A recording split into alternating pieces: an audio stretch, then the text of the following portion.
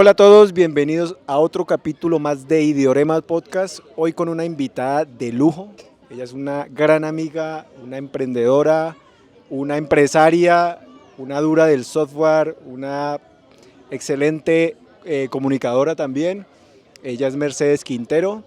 Me gustaría que te presentaras, Mercedes, que nos explique un poco más acerca de tu experiencia, de tu rol como emprendedora, como empresaria, y que les cuentes a la comunidad de Idiorama un poco más acerca de ti. Gracias, Rommel. Tú también eres un gran amigo, Alejo también es un gran amigo, a quienes por supuesto admiro y quiero muchísimo y que por fin puedo estar aquí en el podcast de tantas veces que lo intentamos.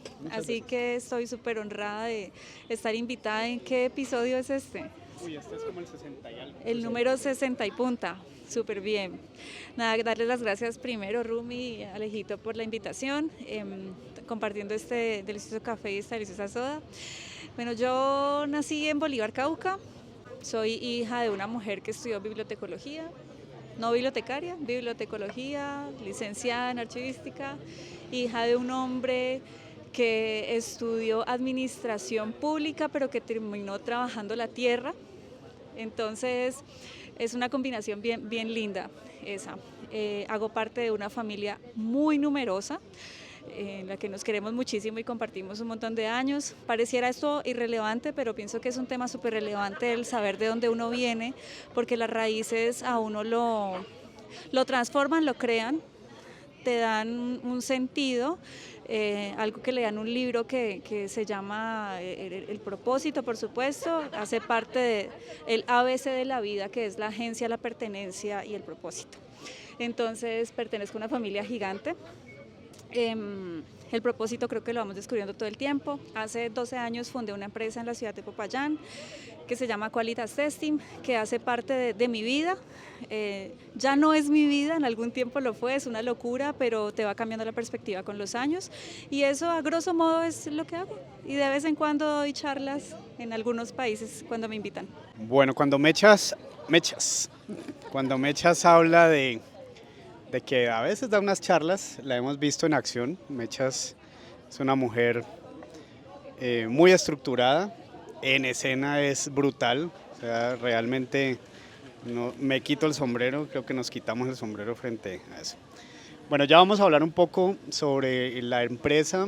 Bueno, me llama la atención el tema de Bolívar Cauca, porque es un tema de acercamiento con la tierra, de cultivar, de trabajar la tierra, de las dinámicas campesinas. Yo me identifico mucho con eso porque mi abuelo nos enseñó a coger una guama cuando estaba hecha, eh, a abrir un hueco con una pala, a abrir un pescado, bueno, todas las dinámicas de campo.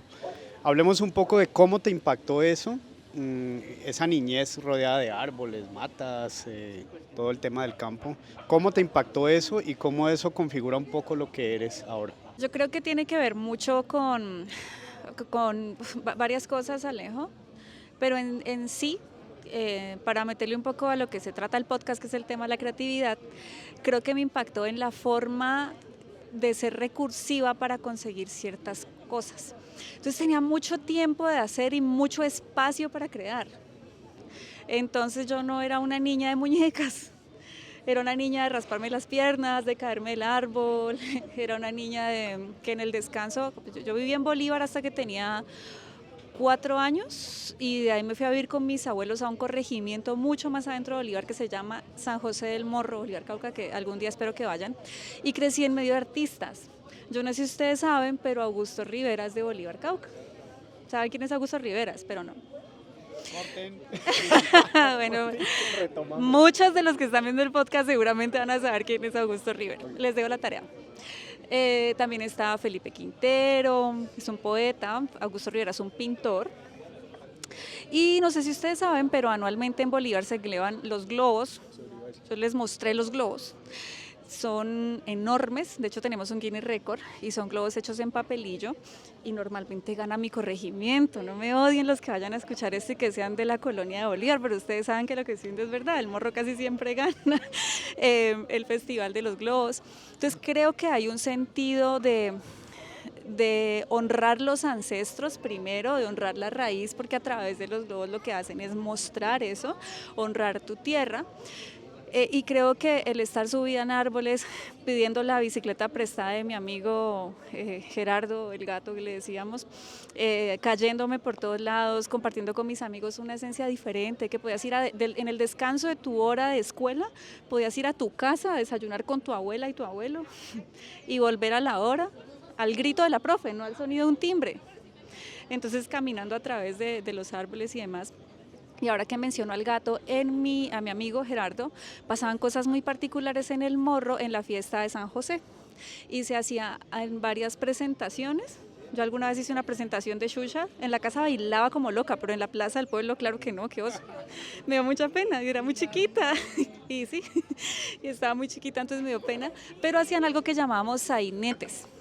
Los sainetes, en el que alguna vez yo participé y me pusieron, mi personaje se llamaba Carisucia, eran sainetes como una obra de teatro inventada en el momento donde los hombres se disfrazaban de algo y se inventaban lo que pasara. El marido bravo, la esposa que estaba barriendo, los hijos. Entonces mi nombre de Carisucia salió en medio del sainete y yo tenía que estar triste, pero lloré, me reí todo me reí del sainete. Entonces crezco en medio digamos, de este sentido de creatividad, de hacer cosas diferentes y de entretenimiento que buscábamos entre las mismas personas de mi pueblo. Pasemos de Bolívar a la universidad.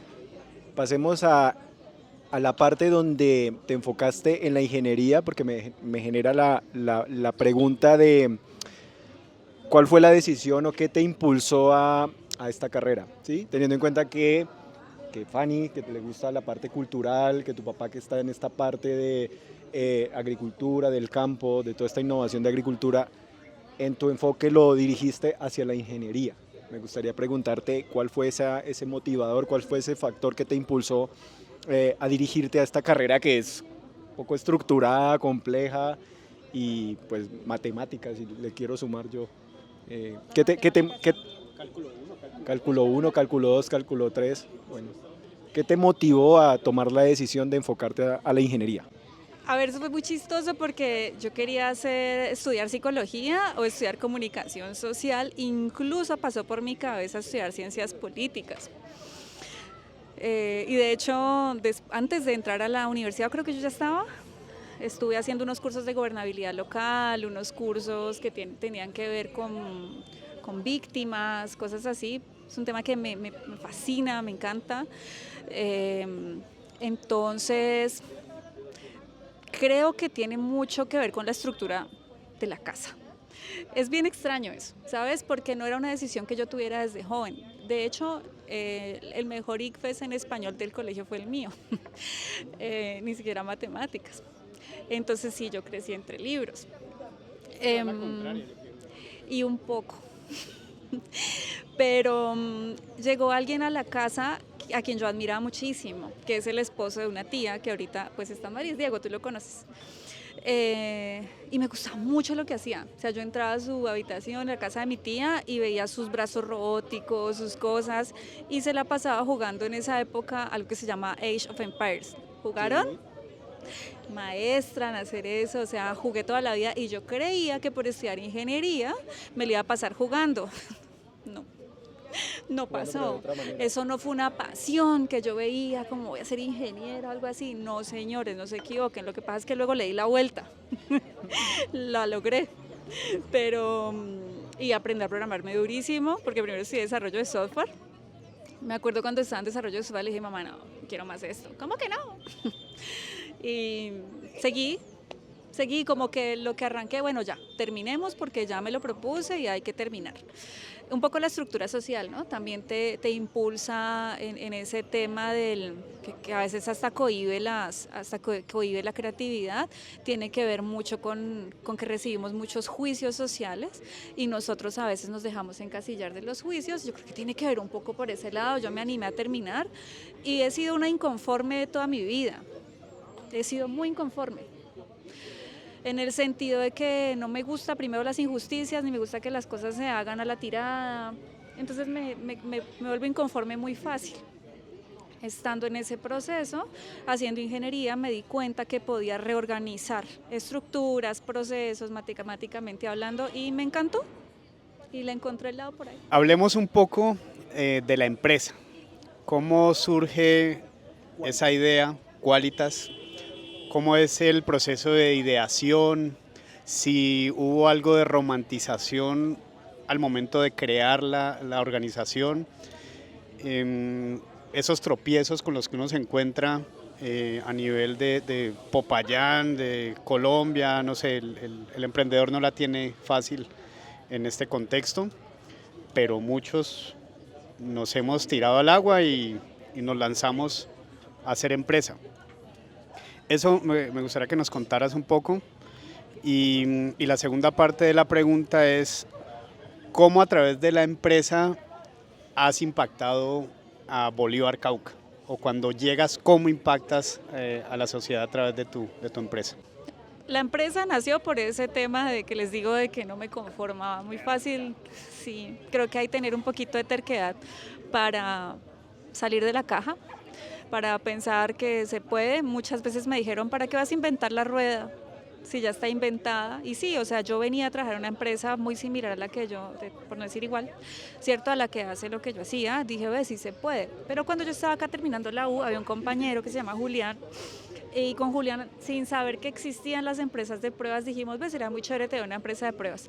Y a mí ese bichito me quedó como sonando. Cuando yo me fui a Popayán a trabajar por fuera, estuve trabajando en una multinacional y tuve la oportunidad de aprender cosas muy bacanas que estoy segura que no hubiese aprendido en otro lado, porque es una empresa muy estructurada, y aprendí mucho de procesos, de calidad, Luego salí y trabajé en otra multinacional y en esa empresa era de pruebas, ahí estuve como 6 mesecitos nomás.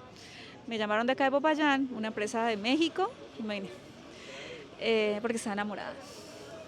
Y entonces me volví para Popayán. Y cuando me vine acá a Popayán, en esa empresa que me enseñó mucho, tuve grandes jefes, también tenía una sensación de inconformidad en algún punto. Y vi cosas que no me gustaban. Eso no le gustará a muchos lo que voy a decir, y creo que lo he dicho 2 veces y solamente lo mencioné en la Autónoma, en la Universidad Autónoma, nunca lo he hablado en vivo y menos en un podcast, pero tuve una especie de acorralamiento entre alguien que venía de otro país hacia acá y me mamé, un acorralamiento, yo creo que entienden en el sentido del que estoy hablando. Me acuerdo que ese día estábamos en una sala de junta, yo decidí irme y dije, no, yo me tengo por qué quedar aquí, y me fui. Ese día me fue a recoger quien en ese entonces era mi pareja y a los días yo decidí renunciar. Yo ya venía, cuando hablas de ideación, pues estructurada no era, o sea, fue un proceso de ideación a lo loco. Yo pensaba en el portafolio, en lo que podía hacer, yo decía, no, si yo vendo tanto, el resto me queda a mí. Era una cosa así, o sea, desestructuradísimo.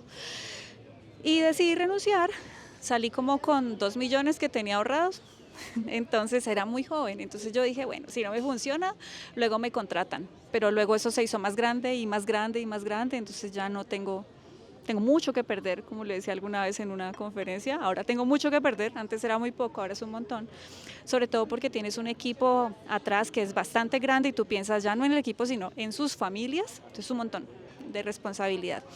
Y ese impacto social es el que generan los emprendedores, por supuesto, cuando se vuelven empresarios y entendemos que la dinámica, más allá de conseguir el cliente, es qué va a pasar con la gente que hace parte de tu equipo y cómo esas personas van a poder crecer en tu equipo, escucharlos, aprender de ellos, etc.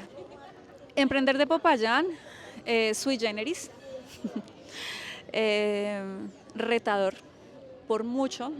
Una de las últimas veces que iba a salir de acá, iba fuera del país, bastante lejos, íbamos 3 personas de la empresa y Avianca canceló vuelos, entonces ya no hay manera, o sea, ya lo perdiste. Entonces son cosas que uno dice, parecen tonticas, pero a la larga dices, pucha, si estuviese en Bogotá, esto no me pasaría, tendría más opciones, recuperaría, no sé, ¿cierto? Cosas así, acá no hay eventos tan grandes como para decir voy a hacer un buen contacto, tengo que hacer relacionamiento, porque la verdad es que ninguna empresa sin un buen relacionamiento pues muy difícil, tienes que conseguirlo, entonces hay que estar saliendo mucho en esa dinámica de estar consiguiendo buen relacionamiento porque pues de ahí vienen los clientes. Yo quisiera hacer un análisis dentro de ese punto porque yo me acuerdo, tú también lo sabes, que cuando estuve emprendiendo con Antonio en la agencia, nos decíamos cosas como hombre, qué difícil emprender en Popayán, una agencia de comunicación, de marca, hablar de diseño, en un contexto donde no habían empresas grandes que nos contrataran a nosotros para hacer campañas, para hacer procesos creativos que nosotros decíamos como, bueno, queremos romperla, pero necesitamos empresas que realmente sí nos contraten y que sí podamos hacer todo un despliegue estratégico de marca. Poco a poco fuimos encontrando esos nichos, ¿sí? Pudimos conectar con Sotracauca, con Café La Palma, con marcas que digamos que podían tener la capacidad de, con el patrocinio de estas marcas que acabo de mencionar, no sé si van a aparecer, pero nos dimos cuenta que hacíamos como una especie como de símil. ¿Qué significa tener una agencia en Popayán y no estar en Bogotá o en una ciudad donde entramos a competir con muchas agencias? Entonces decíamos nosotros somos como la estrellita que brilla en una ciudad donde no hay tanta competencia y puede ser para nosotros un elemento diferenciador que nos destaque, como ser la estrellita en ese marco, y no ser la estrellita que brilla con otras estrellas en una ciudad súper grande, saturada de agencias, saturada de contenido digital, que eso estaba, digamos, pegando muchísimo en las ciudades, y encontramos como ese pequeño nicho, ¿sí? Mechis, yo te quería preguntar sobre ese campo, no sé si has visto esa misma metáfora que nosotros lo vemos, si has podido encontrar ese nicho acá, o realmente la empresa opera mucho mejor por fuera. La empresa pasan 2 cosas particulares y es que el servicio que nosotros vendemos lo podemos ofrecer desde acá a Popayán. Entonces nosotros hacemos mucha exportación. Nosotros hemos exportado a Centroamérica, a Suramérica, incluso hemos llegado a exportar a España y proyectos que se han desarrollado para Estados Unidos. Entonces, claro, tenemos un cliente importantísimo aquí en Popayán, pero importantísimo, pero mi interés como empresaria, digamos, no es quedarme en Popayán brillando como la estrellita que tú mencionas, ¿sí? Hacer parte de Popayán y traerle PIB a Popayán, bacanísimo, contratar acá, generar empleo acá, sí, pero lo puedo hacer para venderle a otros clientes que están por fuera. La tajada es gigante. Lo que pasa es que está cambiando la dinámica de los modelos de negocio. Y eso es un encuentro que ahorita nos revuelve la cabeza absolutamente a todos los empresarios. Yo quiero que el perfil geek salga a flote. Entonces cuéntanos un poco de cómo te mantienes tú creativa, los libros que lees, de pronto si quieres hacerles una recomendación a las personas que nos ven, estaría interesante. Pero cuéntanos de todos esos gustos geek que hacen que tú seas creativa. Pues porque defiendo la idea de que toda esta información que uno está consumiendo, pues está permanentemente alimentando la creatividad. Primero, dejar no sé si claro, o también participar en un poco en lo que se entiende por creatividad, y es que como todos nacemos pensando que no somos creativos y que la creatividad pertenece a un segmento muy específico, entonces no nos damos cuenta que es un tema súper neurobiológico que luego podemos empezar a desarrollar con práctica, ¿no? Entonces nos encontramos con el tema divergente y convergente, donde se encuentran este tipo de cosas y podemos darle estructura a la creatividad, porque creatividad no significa desorden. Entonces eso también me parece importante. Entonces me he encontrado con muchos libros que me ayudan a mí a darle estructura a mi mente. Pero el tipo de lecturas que yo encuentro a veces no necesariamente son geeks empresariales. Me gusta encontrar otro tipo de lecturas súper diferentes. Entonces, por ejemplo, unos libros que a mí me gustan mucho tienen que ver con libros de Oscar Wilde. Entonces, hace muchos años me leí La cárcel, Me rompió la cabeza. Luego me leí Dorian Gray y dije, esta cárcel que yo me pongo en mi cabeza de una máscara que no me pertenece, me ayuda a mí a salir de mí sí misma, sin decir que hemos logrado romper el ego, porque ninguno, es un tema súper complejo, no me quiero meter con eso. Pero también creo que hacer cosas diferentes. Entonces, por ejemplo, cuando era chiquita aprendí a tocar guitarra. Canto, pero no sé cantar. Aunque algunos dicen que sí, pero yo no sé cantar. Él lo vio, él me ha visto hacer coreo, que no, o sea. Pero creo que esas cosas me sacan de mi día a día, un poco el deporte, no soy una deportista, pero me gusta hacer deporte.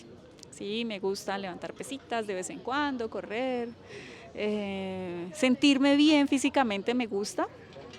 Y creo que eso también desarrolla otras cosas de mi cerebro, entonces como que hacer deporte al aire libre, un poco oxigenar la mente, y sí, leer cosas que no necesariamente tengan que ver con lo que hago, porque cuando yo me pongo a leer, por ejemplo, ¿qué te digo yo? El problema del consejo, que es un libro en el que te dice que no tienes que estar aconsejando a nadie, pero tiene que ver mucho con la estructura empresarial, entonces como que, ay no. Claro. Para ese libro de consejos? Ese tipo de cosas, ¿no? Que libros para entender el OKR, los OKRs, vainas así, pues creo que son obligatorios, ¿no? Para lo que nosotros hacemos, pero me parece que es chévere encontrarse lecturas que te saquen de tu dinámica y de tu día a día. Y para mí son ese tipo de libros. Entonces hace muchos años hice una charla basada de liderazgo en un libro basada en el de Lobo Estepario, de Hermann Hesse. Un libro que me leí cuando tenía como 17 años y lo volví a leer ahora y fue como, no había entendido nada. Y ahora pues no es que haya entendido todo, pero entendí un poquito más. Mencionaste que hiciste una charla en donde aplicaste una metodología, pero con el viaje del héroe. Entonces, cuéntanos un poco más acerca de esa experiencia y cómo hiciste esa metáfora, cómo la pudiste anclar, como con esa parte de la historia, digamos, de conectar el viaje del héroe con una actividad empresarial. Me genera esa pregunta porque me encanta también esas combinaciones que no solamente le dan un enfoque muy estructural, sino que también le da esa metáfora de storytelling. Eso fue hace mucho tiempo, Rumi. Me acuerdo que estaba ese café que queda por allá por la ermita. Allá me puse a terminar de armarla. Y lo que pasa es que la analogía la hice con las personas que hacen testing. Entonces, lo que yo encontré es que cuando nosotros hacemos testing, lo subestimamos. Y entonces no nos damos cuenta que estamos en un proceso de transformación y entendimiento del otro. Entonces también era como poner un poco cómo es el camino de una persona que va haciendo pruebas y se va conociendo a sí misma y va conociendo entornos que no le gustan, cómo enfrento yo un entorno difícil, clientes súper difíciles, líderes, claro, entonces como hacer todo ese proceso de tener la regresión, el llamado, lo que tú dices, exacto, el que intento como devolverme, es decir, no, ya aprendí algo, ya tengo un montón de conocimiento, voy para adelante y eso me sirvió para hacer un taller en la empresa bacanísimo. Y para hacer esa analogía del viaje, entonces lo que hice fue coger la estructura, entender cómo iba cada paso y amarrarla al día a día de las personas en la empresa. A mí me surge una duda frente al mercado de tu organización, porque pareciera que es como un mundo muy sistémico, acartonado, como algo, diríamos, muy de las ciencias duras. Ya dijimos que la creatividad no es solamente de las ciencias blandas, ni que es solamente de artistas, pero ¿no sientes que hay una parte de ti que está un poco atrapada en ese mundo y que quisiera salir corriendo? ¿O cómo haces para afrontar eso tan tenaz que te está pasando? No, esto queda. Sí, ¿cómo pasa eso? Creo que me ves como si fuera así súper difícil todo, sí. Me encanta eso porque a la larga creo que la empresa absorbe mucho de lo que tú eres, de cómo se estructura. Entonces, si yo voy a una reunión con bancos, voy acartonada, ¿sí? Voy acartonada, pelito planchado, taconcito. con el caché. Y me encanta porque eso me ha enseñado a mí a entender la dinámica de muchas mentes muy brillantes alrededor de muchas partes del mundo. Entonces a mí lo que me gusta es eso. Entonces no quiero salir huyendo nunca, porque al contrario lo que eso me ha enseñado a mí es a entender cómo funciona mucho. A mí me encanta saber cómo funciona tu cerebro y el tuyo y el mío y el de todos los que están aquí alrededor. Entonces para mí es como un descubrimiento todo el tiempo. Y creo que eso es lo que ha hecho que me disfrute el tema de la empresa, más allá de hacer lo que hace en el ejercicio del día a día. ¿Sí? Entonces yo creo que cuando uno empieza a entender en el pedacito en el que esté, a entender la dinámica de lo que hay alrededor, lo que puede aprender es muchísimo más de lo que uno se imagina. Entonces te encontrás con reacciones y acciones y vos decís, wow, ¿de dónde viene esto? ¿Para qué? ¿Por qué? ¿Y yo cómo lo tomo? ¿Yo cómo lo manejo? Entonces creo que tiene que ver con eso. Pero si yo voy a un evento, Google o cosas así, pues voy así.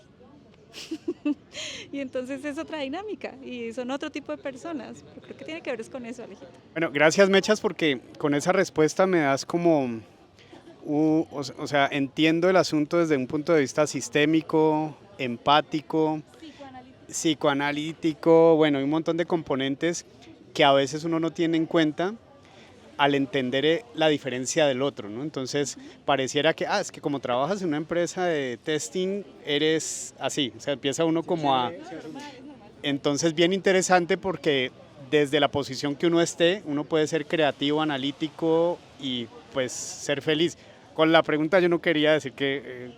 no, pero sí, ese era como lo que quería plantear en esa pregunta. Bueno, me voy a meter a un área ya más específica. Voy a hacer primero voy a dar una pequeña opinión sobre la inteligencia artificial en mi área. Digamos que ahorita he venido replanteando mucho mi área en UX, por si la gente, bueno, yo estoy mamado de hablar ya de mi entorno, que yo soy diseñador UX aplicado a entornos digitales, perdón por repetir tanto eso, pero me he venido planteando mucho mi rol, porque mi rol actualmente se está modificando, se está transformando, y ya no puedo ejercer mi carrera como la he venido ejerciendo hace 5 años. Ahorita definitivamente la tecnología está tocando casi muchas áreas, dentro de eso el UX, y para mí es un reto y a la vez es emocionante también aprender sobre esta tecnología, en qué aspectos de mi carrera se está automatizando, se está acelerando y está mejorando también, valga esta opinión. Me gustaría, Mechis, preguntarte en tu área cómo la inteligencia artificial está tocando ciertas estructuras en tu organización, en tu empresa, cómo se está potenciando, si ves retos, ves desafíos, pero al mismo tiempo también estás viendo oportunidades dentro de esta implementación, dentro de tu ámbito, y cómo es este proceso actualmente. ¿Qué tiene que ver con creatividad? Ostras, pues que nos cuestiona el podcast. Es una pregunta muy difícil y bueno, sí tiene que ver todo con creatividad, porque, a ver, me pusiste a pensar en que cuando nosotros nos creemos y nos suponemos creativos, es porque somos personas capaces de afrontar los cambios del día a día y tener ideas para conectar todo lo que pasa y resolver problemas y resolver los problemas que eso nos impone, ¿no? Y no, o sea, todo tiene que empezar por un... Estamos grabando, Bessie. Estamos grabando, perdón. Qué pena, tranquila. Retoma. Sí, no.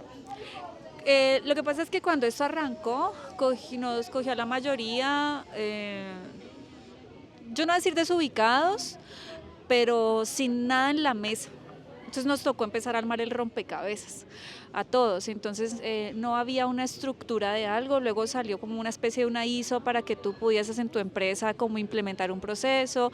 Vienen conceptos como la gobernanza de inteligencia artificial para que tú entiendas al menos cómo cuidar los datos, porque los datos son relevantes, de quién van a ser los datos, y de los usuarios, y de nosotros, y de la nube. Bueno, empieza todo este tema que todavía no está resuelto, pero que tú empiezas a analizar, bueno, en el corto plazo yo qué puedo hacer y en el largo plazo yo qué puedo hacer y para dónde va mi negocio en ese corto y largo plazo. Entonces hay que empezar a tener ganancias tempranas para que la empresa y la gente de la empresa se apropie, por decirlo de alguna manera, de lo que está pasando entienda que la vida sí está cambiando, pero lo que pasa también es que cuando nosotros nos graduamos de la universidad, solo hay unos cuantos añitos en los que uno puede disfrutar de lo que aprendió, porque eso a los 5, 4 años cambió. Y esa dinámica va a ser así siempre. Entonces, se están pasando muchas cosas muy complejas, igual que cuando salió el internet, que todos pensaron que iba, no sé, a acabarse todo el mundo, todas las empresas, y no fue así. Lo cierto es que la inteligencia artificial sí está preparando cosas. Yo soy bien apocalíptica. No, usted la entiende. Yo soy bien apocalíptica, pienso mucho en el impacto económico, en el impacto social, el impacto político, ¿sí? Las empresas de alguna manera lo van a resolver. Y si no, pues morirán. Pero sí, va a pasar el Netflix, Blockbuster, ya todos conocemos como esas historias, ¿no? Entonces BlackBerry, smartphone, bla, bla, bla. Kodak, exacto. Entonces ese tipo de cosas pasaron y sí van a pasar. Entonces, mientras tanto, nos vamos preparando en lo que podemos, formando, capacitando, haciendo cosas que van a reemplazar tareas repetitivas. Y eso es miedoso, porque las tareas repetitivas las hace un alguien. Lo cierto es que muchas empresas han cogido y han agarrado de hacer la inteligencia artificial rápido porque hay que salir ya. Yo no castigo eso porque yo soy quien piensa que hay que equivocarse. Para poder aprender hay que equivocarse, sino que hay que tener plata. Entonces, ¿cuánto me da para equivocarme? ¿Sí? ¿En qué proyecto me puedo equivocar? Pero creo que hay que empezar a tener esa dinámica. Y eso tiene que ver mucho con los juicios, con que me da miedo hacer algo y yo ahorita no hay momento de hacer las cosas perfectas, pero por lo menos sí conservar alguna que otra garantía, digamos, en términos de seguridad para las personas que van a empezar a utilizar estos sistemas. Bueno, hola, soy yo hablando de Alvin Toffler otra vez y el shock del futuro. Lo que pasa es que Alvin Toffler, que escribe ese texto en los 70, él ya se adelantaba y decía que la aceleración iba a ser una vaina complicada, que nos iba a poner a replantear la familia, la escuela, todo. Y ese libro, yo siempre hablo de ese libro porque a mí me impactó la forma como describe esa aceleración que estamos viviendo. Entonces esa enfermedad que tenemos de que todo cambia rápidamente. Claro, entonces ahí lo preocupante es que esa aceleración no nos permite a nosotros asimilar un montón de procesos, sino que en el camino vamos. Entonces los centennials la tenemos muy difícil porque venimos del análogo, venimos de lo análogo a lo digital, entonces nos movemos entre los dos mundos, pero ya lo digital nos empieza a agarrar distancia. Entonces ahí es donde nos sentimos obsoletos, pero había una solución que plantea ahí Alvin Toffler y no se las voy a dar para que lo lea, no mentira, sí. Él decía que tenía que haber un anclaje, el anclaje al pasado. Entonces para mí es el campo, es el agro, es poder tener un cultivo así sea pequeño y meter las manos y que se me vaya todo el domingo en eso, porque ahí yo estoy recordando ese hombre de nuestros antepasados que tenían todo el tiempo, que no tenían el acelere que tenemos nosotros ahora. Entonces un poco de eso, irse al cuál es el anclaje de cada uno de nosotros para mantener la cordura, porque sinceramente yo pienso que estamos viviendo una época de locura digital y locura de la inmediatez. Y me estresa mucho eso, Alejo, porque y creo que a muchos de nuestro ámbito todo el tiempo me están llegando, ¡pam! Saco, no voy a decir las herramientas porque no me van a pagar por eso, o de pronto sí, cloud, ¿me escuchas? Entonces, de pronto sale algo nuevo y tú estás aprendiendo lo que pasó ayer y es como, pucha, ¿a qué hora? No, Power BI ya. Cuando tú me dices, estamos trabajando en Power BI, casi lloro. Lo que te iba a decir es que me acordé de un concepto que aprendí hace un tiempo en una escuela de negocios en la que estuve, que se llama ambidiestralidad, y de hecho lo convertimos en un esencial de la empresa, en un valor. Y la ambidiestralidad es un concepto que me encantó porque te conecta con ya, es decir, sigue haciendo lo que sabes hacer bien, tu proceso maduro, pero sigue explorando el mañana en la medida que lo vas haciendo. O sea, ya no hay manera de escapar del mañana, no en el sentido, es retórica, ¿ok?